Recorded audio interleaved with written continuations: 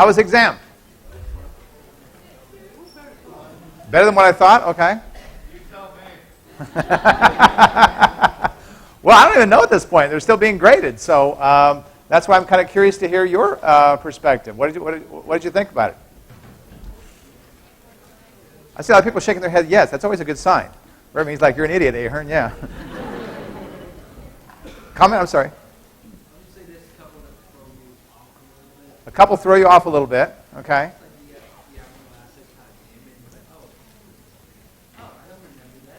Okay.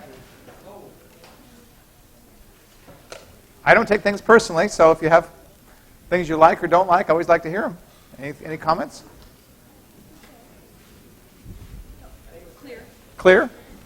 Fair? Okay. Unfair? Okay. As I said, I don't take things personally. I think that one of the reasons I ask this, I always ask after an exam, is that I learn a lot about giving exams from year to year. And one of the things that you always hope for in writing an exam is that it's clear, excuse me, and that students understand what you're asking, and that it's fair. I think that's two things that are really important. And I will tell you that having written many, many exams over my career, there are no perfect exams. Much as you would like to have a perfect exam that is absolutely great at assessing ability, there are no perfect exams. Exams can be good, and exams can do a pretty good job, and I hope my exams do a good job of that, but there are no perfect exams. So I think it's important as instructors that we listen to you a little bit. Not even a little bit, a lot, okay? That we listen to you and understand what you don't understand, and understand where maybe we can make exams better, because it's important that exams be fairly testing people's ability. And I think that's a very important consideration. So your feedback, even though you're not giving me any, is important. Yes, sir? I guess the criticism I had was I didn't like the question about the duties that have to do with the protein folding properly. Okay. I felt like it was testing our knowledge on the subject matter more, it was more specific to the disease. Okay, so didn't like the question on the protein folding problem. Okay. All right. Yeah. More time, yeah. How many people felt time was a factor? Okay, yeah. This exam, it tends to happen with that because people tend to take a little bit too long in the calculation, and I think that's a factor. It's usually not a factor on the second exam. It's never a factor on the final. And the good news is that next term, it's a completely different format of exam, and it's never a factor there either. So this one exam that you've had is the place where it does tend to be a factor. We tried a few years ago to get an evening exam with this, but evening exams are still only supposed to go for 50 minutes, so it doesn't buy us out of the problem that we have of the length. So it's an issue that I've wrestled with a little bit, and I don't make it long for the sake of long, but here's what I always ask students. Well, if I say, would you like to have it shorter, almost everybody would say yes. And I said, okay, then that means each question's worth more points. Do you want that? And almost everybody goes, no. So it's a tough call. And so writing that means that you have to find that right balance. I originally wrote the very last question to have 3 questions instead of 2. And when I looked at the exam, I thought that's probably a little bit too much. And based on what I'm seeing here, that probably would have been a little bit too much. So I'm glad I left it out. So that was good. Yeah? Can I ask a question about how you do the curve? How do I do the curve? Well, I look at where the distribution of grades are, and I just decide based on that distribution of grades that people, on the first exam it's not quite so clear, but as we go further along, we'll see groups of things that will happen. And so I try to assign things on the basis of groups that I see there. I don't have any fixed numbers of A's, B's, C's, D's, or F's that I give. And I do try to make it as best as I can with those groups. So, and that's as good of an answer as I can give you, because that's really literally what I do. I do look at the overall average in considering where those breaks might happen and so forth. And so students always say, well, how can I improve my grade? And that'll happen obviously after this exam. And the answer to that is always by improving against the average. So if you improve your score against the average, then you're going to move up. All right, so if the average, as I tell students, well, if the average on an exam is 10 and you make a 90, well, you just really moved yourself up a lot, okay? And students will always say, well, I want an easy exam. Well, in fact, the best exam for you to move up on is a hard exam, because the lower the average and the better you do against that low average, the better off you will be. Does that make sense? So, and no, I don't make them hard. One of the most difficult things I have in writing an exam is I can never predict what the average is going to be. I've tried, and I have tried, and I've tried. And I've written exams that, oh, that's a real easy exam, you know, and then you'll see the scores, and it'll be down in the toilet, you know. Or you'll write an exam and think, well, that's going to challenge them a little bit, and then you'll see the highest score ever. So, I mean, I'm the worst person at guessing those, so I just write what I think are appropriate questions. I don't try to steer it one way or the other, because I can't do it. I've tried. So, does that help answer your question? Okay. If you have feedback, feel free to send me an email or whatever. I'm always happy, as I said, to take that, and it does help me, I think, to write better exams. So I like to hear that. All right. Well, we are well ahead of where we need to be, and I like to stay that way. So being ahead is better than being behind. So we'll finish the catalytic strategies today a little early, and we'll start the new material as well. But we have some things we have to finish in catalytic strategies. So let's go and do those first. The carbonic anhydrase I talked about last time is an example of an enzyme that uses nucleophilic attack to accomplish what it does, which is converting carbon dioxide into carbonic acid with the help of water. And we talked last time fairly quickly about this mechanism. So this mechanism that you see on the screen is what's occurring in... Hello? Excuse me. Oh, okay. Oh, she ducked this time. Okay, well. All right. So the mechanism is of what's happening here. We're looking at the active site of the enzyme. And in the active site of the enzyme, we have a zinc that is held in place by 3 histidines. The zinc is a positively charged ion, and that positively charged ion helps to hold water into place. Okay? So it's helping to hold water into place. That we can see that coordination right there. We remember, of course, in a water molecule that it's asymmetric, and that it's asymmetric for charge as well, meaning that the oxygens are partially negatively, the oxygen is partially negative charged, and it's attracted to the positive ion of the zinc. The most critical step in the process actually occurs in this very first step, which is the ionization of the water. And as I noted last time, the ionization of the water, that is the loss of that proton, occurs much more readily at a higher pH than it occurs at a lower pH. And it is for this reason that the enzyme works more rapidly at a pH of 9 than it does at a pH of 7. It still does very well at a pH of 7. You remember that the turnover number at pH 7 was still 600,000 per molecule of enzyme per second. Okay, so it's still working very rapidly, but it'll work even more rapidly at a pH of 9 because this first step happens. Well, the creation of this hydroxide ion in the active site is a necessary step for the reaction to occur because that hydroxide ion, like we saw before with the alkoxide ion and also with the hydroxide ion in the chymotrypsin, acts as a nucleophile attacking this carbon inside of this carbon dioxide. The attack of that carbon results in a bond, covalent bond between the carbon and the oxygen that you can see right here. And that is actually the step that's creating the bicarbonate that is released here. So the bicarbonate has been formed by this point, water comes in and releases the bicarbonate, and we're back right where we started. So that's what's happening in carbonic anhydrase. And as I said, it's a very rapid process that this goes through. Okay? Yeah, I don't think I want to go through that. And we'll leave that all be. Okay. So that's the basic process that's occurring in the catalytic action of a carbonic anhydrase. Okay. Well, I want to turn our attention now from carbonic anhydrase to yet another group of enzymes that are very interesting enzymes. I want to say a little bit about them in general before I talk about their mechanism. But we'll see that the mechanism that they use is what we've been seeing the themes of so far. We're going to see an activated water acting as a nucleophile attacking, in this case, a phosphodiester bond. Okay? So let me just first give you some general information about restriction enzymes. Restriction enzymes are enzymes that are found in prokaryotic organisms, that is bacteria.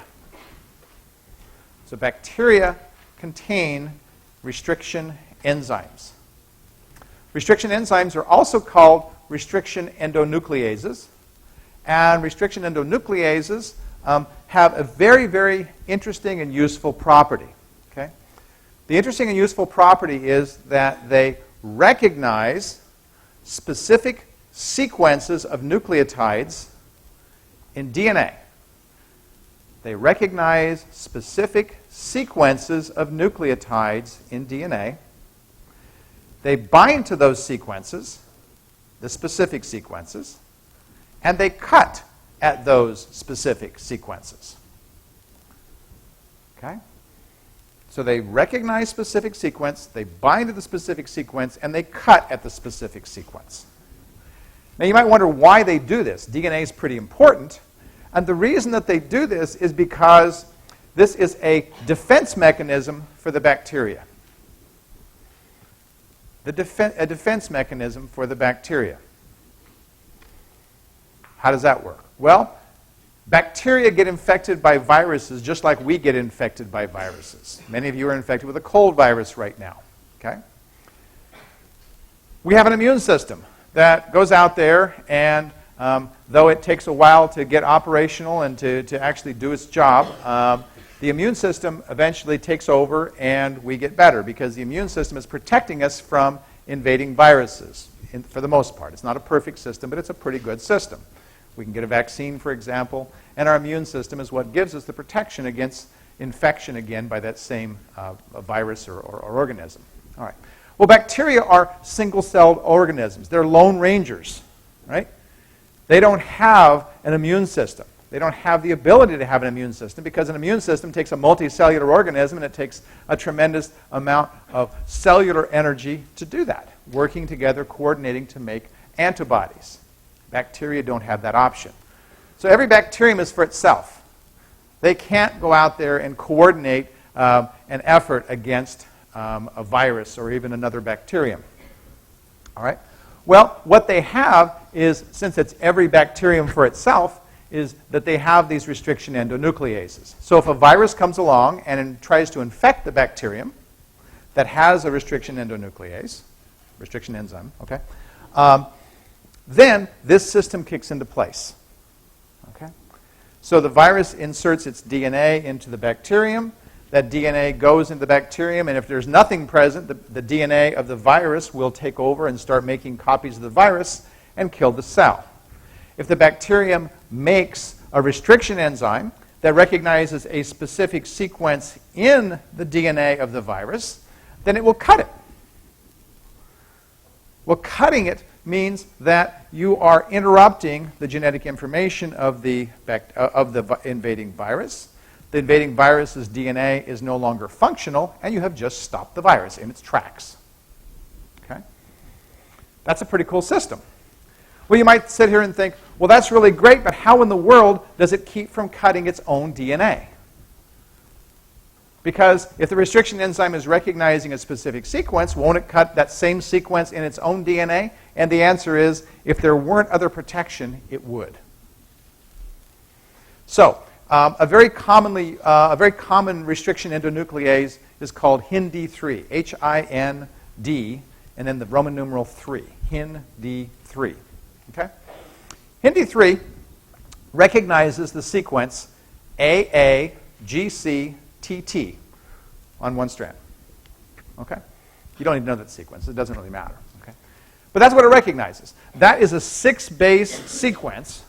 And if we say that sequences occur in DNA relatively randomly, that sequence will occur on a random basis once every 4,096 nucleotides. So on average, that sequence is going to occur once in about every 4,000 nucleotides. Okay? If a virus, some viruses have a DNA sequence that might be 30,000 nucleotides long, 40,000 nucleotides long, even 150,000 nucleotides long. Okay? On average, it's going to have multiple of those Hindi3 sequences within it. So if the bacterium has this enzyme and it can cut that sequence, then it is very effective at stopping that virus from doing its thing. So how in the world then does the cell protect itself from cutting up its own DNA and cutting only the viral DNA? Okay. Well, the bacterial cells have a very interesting protection for this. So when we talk about restriction endonucleases, we also have to talk about a protecting enzyme called a methylase, M-E-T-H-Y-L-A-S-E,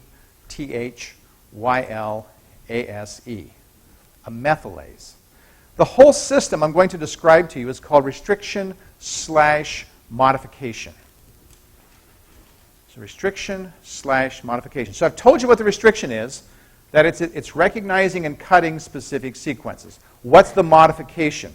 The modification is made possible by the enzymes known as the methylases. A methylase recognizes the same sequence as the restriction enzyme, and instead of cutting it, it puts a methyl group in it.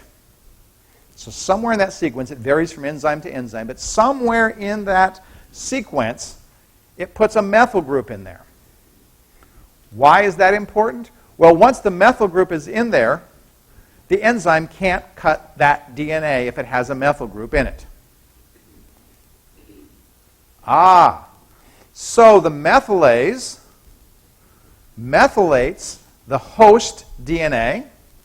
At every place, there's an AAGCTT. So the host DNA doesn't get cut by the restriction enzyme. The invading viral DNA, unless it gets methylated first, which can happen, unless it gets methylated first, its DNA is naked, it's unprotected, the restriction enzyme is going to cut it, and the virus is going to be stopped. Does that make sense? So it's the combination of the methylase and the restriction enzyme that give the cell protection. Yes? So it inserts itself into the sequence or just onto some part of it? So the question is, does it insert the methyl group into the sequence or onto part of the sequence? It's actually modifying a base within the sequence. So it's putting it onto one of the nucleotides in the sequence. Yes? In the event that the viral DNA does get methylated, Yeah. does that inactivate some part of its functionality? Or? A very good question. So her question is, if the viral DNA gets methylated, does that inactivate any part of its functionality?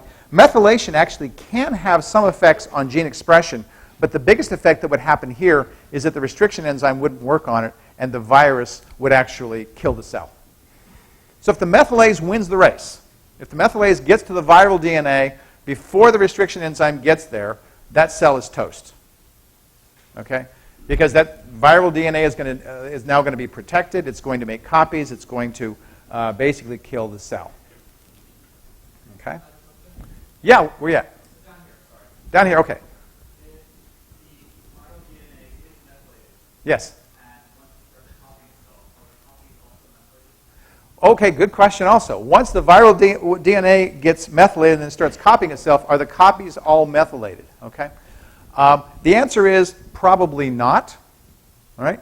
So there will be some protection that's there because perhaps as new copies are being made, that new enzyme is going to have a shot at getting at them. So it's a complicated system, and it's not a perfect system. I find that we always tend to want to think about a perfect system, right? That is, that the methylase never wins the race, and the restriction enzyme always does the cutting, but we don't have that. We don't have that with our own immune system. We've seen HIV as a prime example. We don't have perfect protection, but we have a lot of protection. And the bacterial cells that have restriction enzymes with a modification system, in fact, have an awful lot of protection as well. Yes? Are the methylase and restriction enzyme concentrations in the cell relatively equal, or is there a lot of... Another good question. Are the restriction enzymes and the methylations in the cell relatively equal? That'll vary a lot between restriction enzyme and modification enzymes. But for the most part, I think that the restriction enzyme is probably a little bit more abundant. Yep. Yes? So what determines which reaches the virus first, like methylase? What determines which one reaches the DNA first? You're going to like this. The process of diffusion. So it's a chance. It's a chance thing. So again, when we think about this, in the overall scheme of things, an individual bacterium may die because it doesn't win the race, or doesn't have the right one get there first. Okay? But overall, you're going to have bacteria that will survive that otherwise wouldn't survive, and that's why the system persists. Does that make sense? That's another hand. Yes? Is there a high enough concentration of enzymes in the bacteria that the virus could not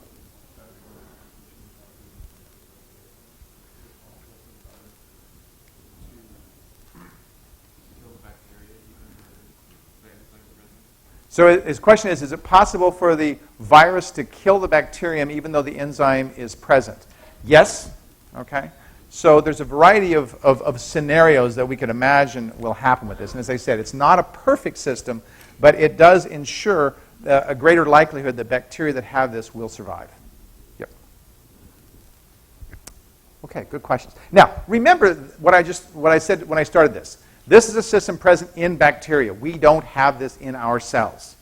We don't need this in our cells. We have an immune system for that purpose. Okay? So eukaryotic organisms do not have restriction modification systems. Only bacteria have restriction modification systems. Okay. Well, now that I've given you some background on what it does, let's look and see how it does it. Okay. All right. So we're going to focus on one enzyme called EcoR5. I've talked about Hindi3. Here's another one, EcoR5. I don't like this figure. Well, I'll leave it there for the moment. Okay. EcoR5 is an enzyme that recognizes a sequence. We don't even need to know the sequence at this point. But if there's a methyl group in the middle of this sequence that EcoR5 recognizes, EcoR5 will not cut. And there's a reason why it doesn't work and why it doesn't cut. And it relates to the mechanism of action of the enzyme. Okay? We're going to see that in the action of this enzyme, there's two things that play very important roles. The ion magnesium is one, and the other is the molecule water.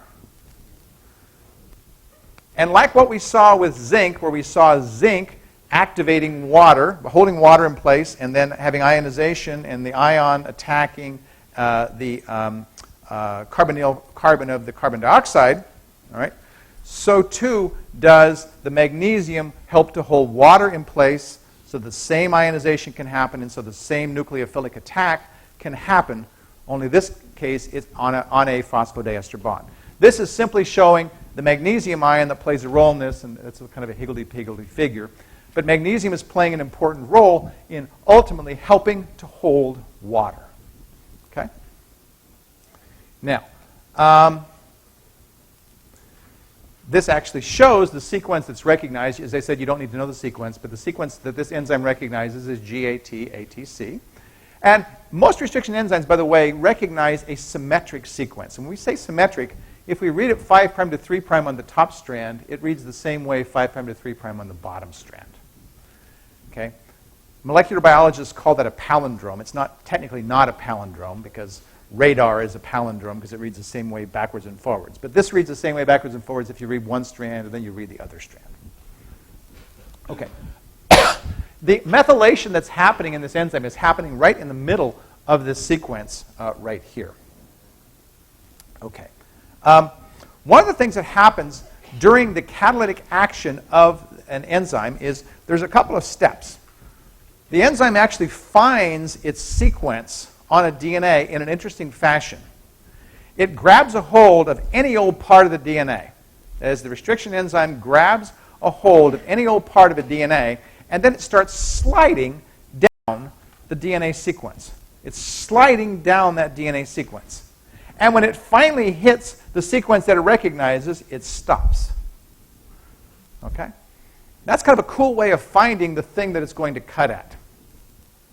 When it gets to that sequence that it recognizes and it stops, it not only stops, but it undergoes a conformational change. Because why? The proper substrate has bound to the enzyme, just like you saw with the serine proteases.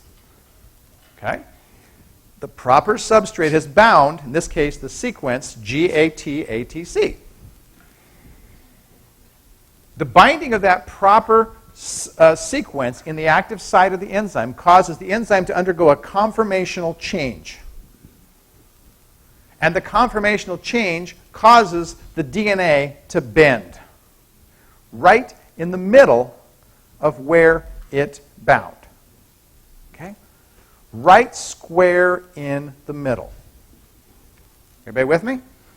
So it's bound to the DNA, it's slid to its proper sequence, it's bound to the proper sequence, it's stopped, it changed its shape, and now it's holding on to this bent DNA in the middle of it.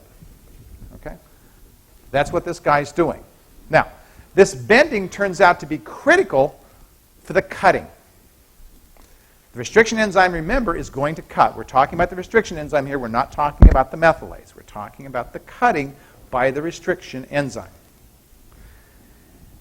It's bent this. All right, if we were to look at this bend inside of this DNA molecule, what we would see is that there's a nice little position about right here where my pointer is, underneath the middle of this thing, where a magnesium ion will be held in place. And right above that magnesium ion, there's a water ion that will be held in place. And this will only be created, this little pocket will only be created if the DNA is bent, and the DNA only bends if the proper sequence is bound by the enzyme. Well, the water, like we saw before with the zinc in the carbonic anhydrase, the water gets ionized, magnesium is holding it in place, the ion attacks the phosphodiester bond and causes it to fall apart. All right. Because it has done that, we've broken a phosphodiester bond, and phosphodiester bonds are what hold DNA together. Now, what you've done is you've broken the bond, the strands come apart. You've just cut DNA. So that's how the cutting actually occurs. That's the mechanism of the cutting. I'll talk about the methylase in just a second, but the cutting occurs by that mechanism. Questions about the cutting? Yes? Very good question. There are two strands here. Does this happen twice? And the answer is yes, it does, and yes, it must. We have to cut both strands to completely cut a DNA. Yes? Is it possible for ligase to come in after this? Ligase is an enzyme that will join phosphodiester bonds. It is possible for that to happen, yes. Kimberly? The enzyme has no effect on the rest of the DNA. It's only going to have an effect at the place where it binds the proper sequence and causes that bend to occur, because that bend is necessary for the action that we're talking about here. Yes, back there. Okay, we're getting into things we'll talk about next term. But his question is, does a topoisomerase, which is an enzyme that unwinds and untwists DNA, does it work in a similar fashion to this involving a bend? The answer is no, it does not. Yes?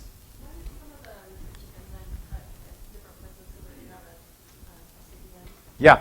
Okay. So she's asked a question here about there's different enzymes that recognize things in different ways. Let me go back to the sequence and show you what she's asking about here first. Okay, so if we go back to the sequence this guy recognizes is GAT-ATC. All right? And this particular enzyme cuts between the T and the A and between the A and the T. All right? So it makes a perfectly symmetrical cut in the middle of a perfectly symmetrical sequence, which results in what we call blunt ends. Okay? The ends are exactly the same sticking out here. Some restriction enzymes don't do that. Some restriction enzymes will cut between the G and the A here and the G and A over here. Her question, I think, was why that happens. Was that the question? Yeah. Okay. The answer is that's just simply the way that they evolved. So it has to do with the way that the other strand gets cut. Okay? And so some enzymes, if they cut here and they cut here, because they're both cutting between a G and an A, leave this end has an ATAT hanging over, and this has an ATAT hanging over, but they're not blunt like we had before. So don't get too hung up on the recognition sites themselves, but suffice it to say that enzymes have different places within a sequence that they will cut, and the implications of that are what the overhangs look like. We're not going to get too much more into that. Yes? This is all still bacteria. Everything's bacteria. Okay. Other questions? Let's go back then and talk about the effect of methylation. Okay? So here's what happens in the case of the methylase that protects EcoR5 sites. All right? It modifies the adenine right there. Okay, so it's putting a methyl group on the adenine within that sequence, as you can see. And that methylation of the adenine stops the enzyme from working. And what the methylation is actually doing is getting in the way of this coordination of the magnesium and the water. So this very important structure that we needed to have for cutting is not stable when the methyl group is present there. The methyl group interferes with it. So it's a very effective way of stopping an enzyme from cutting. And by stopping the enzyme from cutting, the cell's DNA is protected. I see a little bit of nodding. That's good. Hope we're not nodding off. Right? The last step before you fall asleep, right? Okay, other questions about that? It's a cool system. Yeah?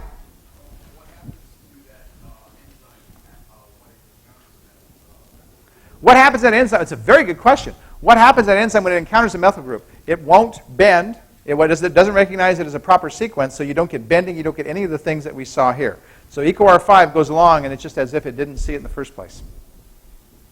Very good. Okay.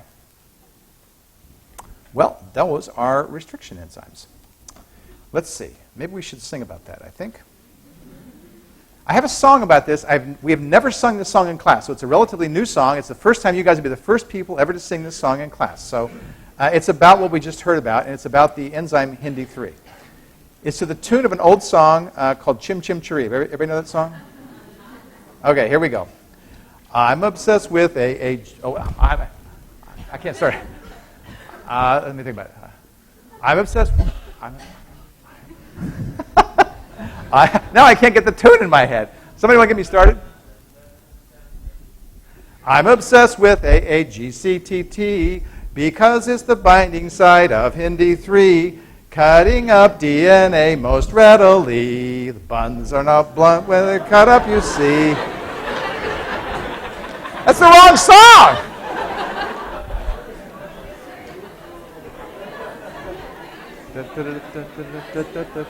Okay.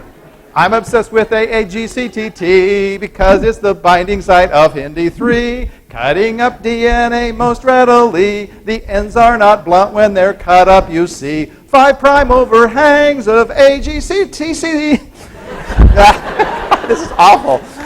Bacteria don't have an immune system, so they must fight off phages or they will not grow. Protection of copying is their strategy, and one of their cutters we call Hindi 3.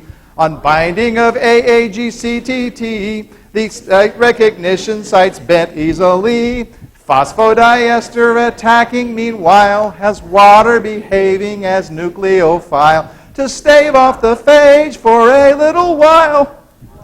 Well, these enzymes cut cells' DNAs. The answer is provided by a methylase, adding a methyl group on top of what the sequence these enzymes would otherwise cut. So cells get protected in this simple way from nuclease chewing of their DNA. The phage is not lucky in most every case unless methylases win the enzyme race. If that happens, then the cell gets erased. All right. Yeah. That was bad. You can tell I've never sung that song before. God, that was awful. Okay. You know, the worst thing is that you videotape this and it'll be on YouTube forever, you know. Yeah. Oh, well. I've done stupider things, I think, on YouTube. All right. So the last thing I'm just going to mention briefly, I'm not going to go through any mechanism because I think it's really more than what we need to be going through and doing. But they're just a group of proteins that are very important in what they do. And I'm just going to say a couple brief words about them. Myosins are proteins that are involved in translating ATP energy into movement. That's what they're there for. I'm moving around up here because of myosins that are translating ATP energy into movement. My muscles are contracting thanks to myosin. And that's a very, very important consideration obviously for animals. Okay? And we see myosins occurring throughout all of biology. Even single-celled organisms like slime molds, for example, have myosin within them. I'm not going to say anything about them because I later will talk, and it'll actually be next term, but I'll talk about enzymes called ATP binding enzymes that have specific structures that enable them to work. These enzymes have what are called P-loops, and they're very specific structures for holding and manipulating ATP. So we're going to save that until next time. So what I'm going to do at this point then is move forward and talk about catalytic strategies. So we're getting deeper and deeper, as you can see, with the reactions that we've been talking about. We first talked about general things about protein structure. Then we talked about mechanisms by which enzymes have acted. That's been the past couple of lectures. And now we're going to turn our attention to controlling enzymes.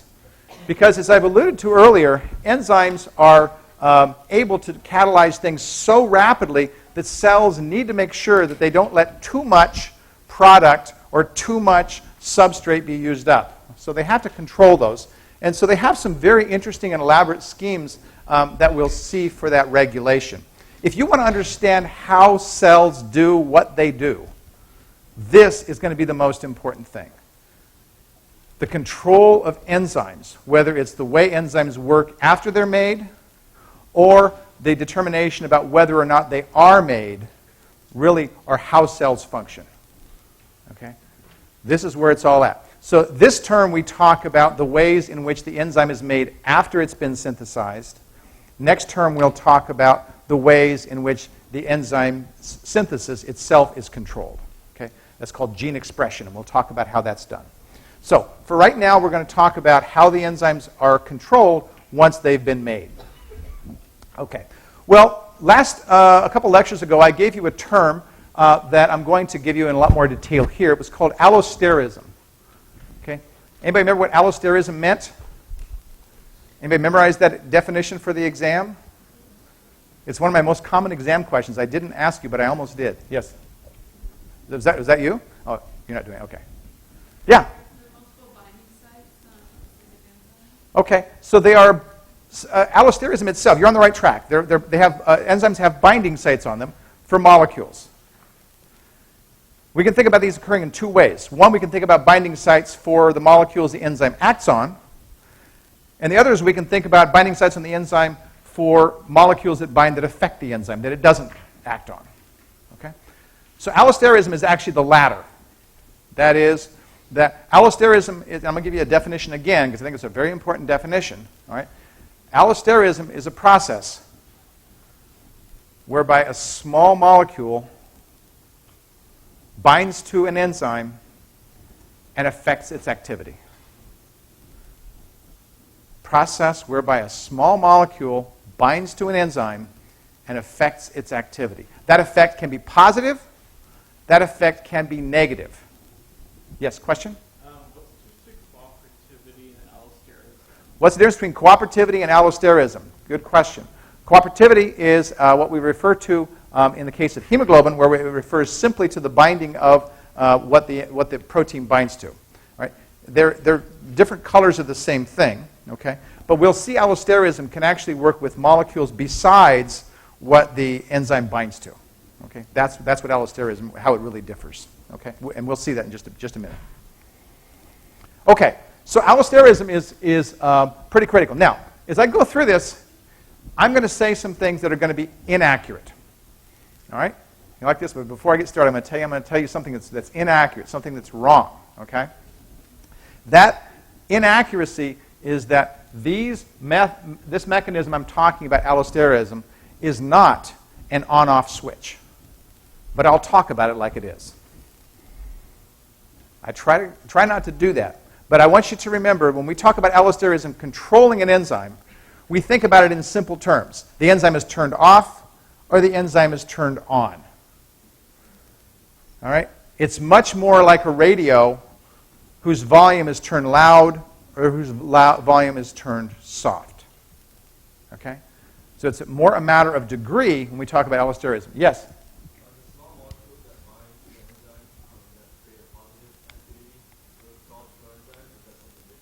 So his question is, are the small molecules that bind to enzymes that cause the enzyme to be more active known as coenzymes? And the answer is no, they're not. Coenzymes are separate things. Okay? Okay. All right.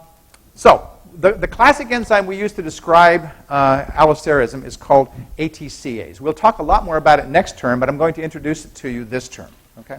ATCase, I'll give you the long name for it, which you won't need to know. But ATCase stands for aspartate transcarbamylase. Okay? For what that's worth. Yeah, don't you like that? All right. What does it do? That's the most important thing to start with. Well, aspartate transcarbamylase, or ATCase, I'll call it ATCase because it makes you laugh if I say the long one. All right. ATCase combines two small molecules and together to make a bigger molecule. One of those molecules is aspartate, the enzyme, the amino acid, aspartate. That's where the enzyme, the A part of the enzyme gets its name. Okay? There's aspartate. Aspartate, I'll take it back. Aspartate is, now I'm going to embarrass myself and see which one is, it's this guy here. It's this guy here. Okay. Anyway, aspartate is one of the substrates for the enzyme. All right? The enzyme takes these two guys, puts them together, and makes a bigger molecule. All right? That's what ATCase is doing. Well, why is this important? Well, this enzyme is catalyzing the first reaction in a pathway that leads to the synthesis of the nucleotide CTP.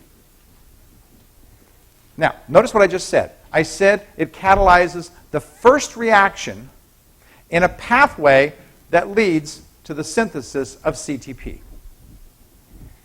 It is only the first reaction.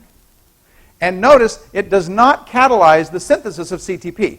CTP happens only after several more steps. So if I ask you on an exam, does ATCase synthesize CTP, I hope you will tell me, no, it does not. Because it does not. It synthesizes a molecule that later, after many steps, can be converted into CTP, but it does not catalyze the synthesis of CTP. Now, why am I being picky about that? Well, I'm being picky about that because you're learning for the very first time what a metabolic pathway is like. When we talk about a metabolic pathway, we talk about a series of steps that lead to a final product. All the things we've talked about so far have been this goes to that. We saw a serine protease took a protein and it cut it in half.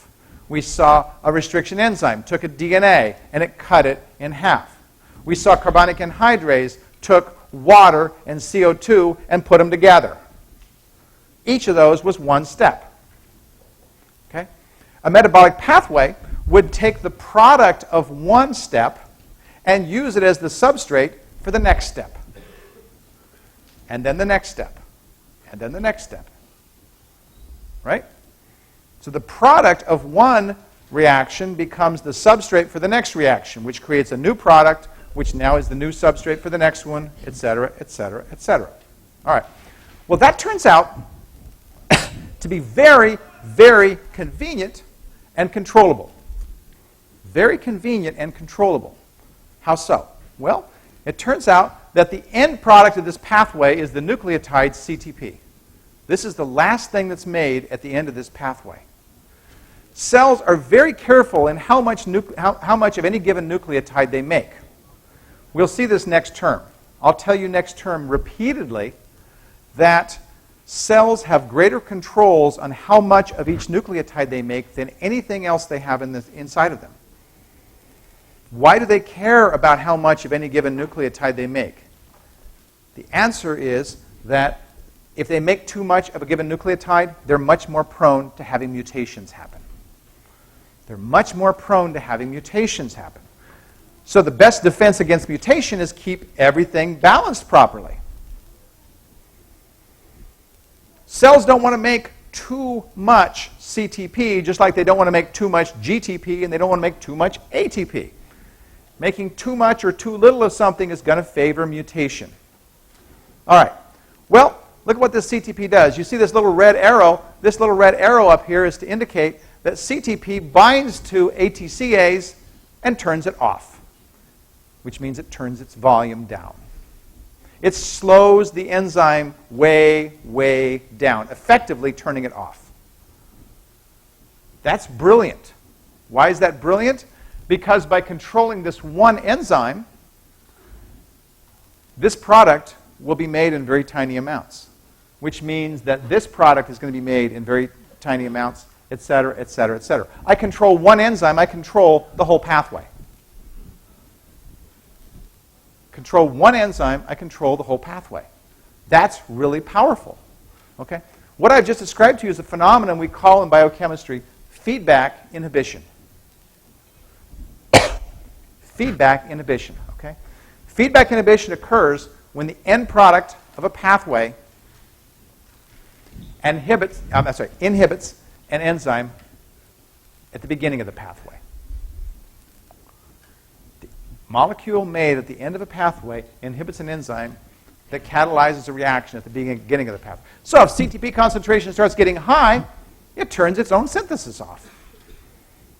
That's pretty cool. It's a very nice but simple balance. Too much CTP, pathway stops. Too little CTP, pathway starts. Yes?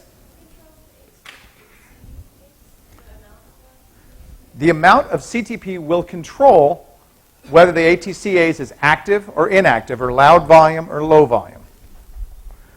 All right. There's one thing that controls this enzyme. This enzyme is interesting because there's actually three things that control it. Right? Second thing that controls it is another nucleotide, ATP. Now, those of you who remember your nucleic acids, CTP is a pyrimidine. What is ATP? It's a purine. When we think about the structure of DNA, how are they paired? Purine to pyrimidine, right? If we have too much CTP, we have too many pyrimidines, right? It turns off its own synthesis. What if we have too much ATP? It means we don't have enough pyrimidines. ATP turns on the synthesis of pyrimidines. That's cool. We start to see the balance that cells can exhibit. We start to see that balance that cells can exhibit. That's really important. Okay? ATP turns it on, CTP turns it off. Right? I said there were three things that affect this enzyme. The first two bind to sites that are apart from the active site. All right? They're not anywhere near the active site. We'll see that next time. The third molecule actually is found at the active site. It's found at the active site. What do you suppose it is? To be found at the active site, there's a good exam question. To be found at the active site, what would it have to be? Have to be a substrate, right? What's the only substrate I've given a name to so far? Aspartate. Bingo. Okay, I always give you enough information to answer a question. You guys had enough information, you didn't realize it, right?